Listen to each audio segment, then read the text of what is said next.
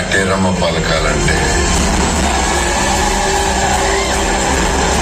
పశువులు సంతకు పోవాలా, మందులు బాగా ఒళ్ళు చేసి కొమ్ములు తిరిగిన పొట్టేల్ని పట్టాలా,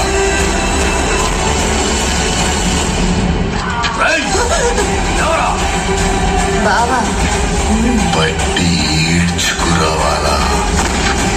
మెడలో దండేసి ముఖానికి పసుపు కుంకుమ పూసి కత్తి రాయికి పెట్టి నూరాలా, దాని ముఖాన నీళ్లు చల్లాలా, అది ఒళ్ళు జలధరించిన వెంటనే